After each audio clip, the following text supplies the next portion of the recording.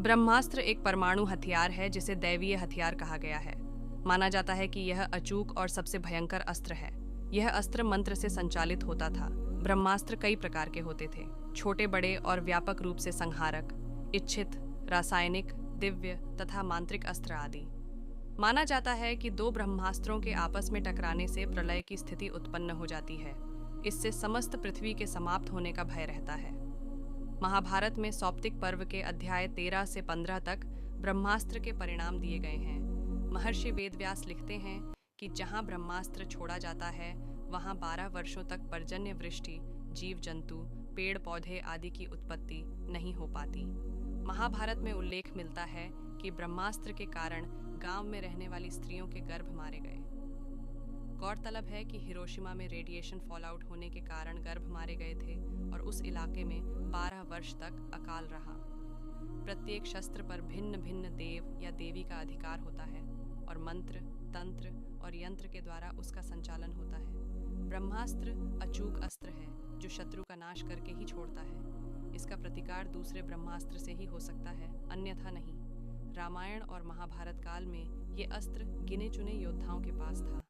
रामायण काल में जहाँ यह विभीषण और लक्ष्मण के पास यह अस्त्र था, वहीं महाभारत काल में यह द्रोणाचार्य को इसकी प्राप्ति राम जामदग्नेय से हुई थी। ऐसा भी कहा गया है कि अर्जुन को यह अस्त्र इंद्र ने भेंट किया था। रामायण में मेघनाद से युद्ध हेतु लक्ष्मण ने जब ब्रह्मास्त्र का प्रयोग करना चाहा, तब श्री राम ने उन्हें यह कहकर रोक दिया कि अभी इसका प्रयोग उचित नहीं, क्योंकि इससे पूरी लंका साफ हो जाएगी। हालांकि मेघनाद ने लक्ष्मण पर इसका प्रयोग कर दिया था, लेकिन चूंकि लक्ष्मण शेषनाग के अवतार थे, इसलिए उन पर इसका असर नहीं हुआ। वे मात्र बेहोश हुए थे। उन्होंने ब्रह्मास्त्र का प्रतिकार नहीं किया, बल्कि उसका सम्मान किया। महाभारत काल में कुरुक्षेत्र में अश्वत्थामा ने किया था ब्रह्मास्त्र का प्रयोग। जो व्यक्ति इस अस्त्र को छोड़ता था, वह इसे वापस लेने की क्षमता भी रखता था, लेकिन अश्वत्थामा को वापस लेने का तरीका नहीं याद था, जिसके परिणाम स्वरूप लाखों लोग मारे गए थे। हालांकि यह भी कहते हैं कि उसके कारण उत्तरा के गर्भ में पल रहे शिशु की मृत्यु तय थी, लेकिन श्री कृष्ण से उसे बचा लिया था।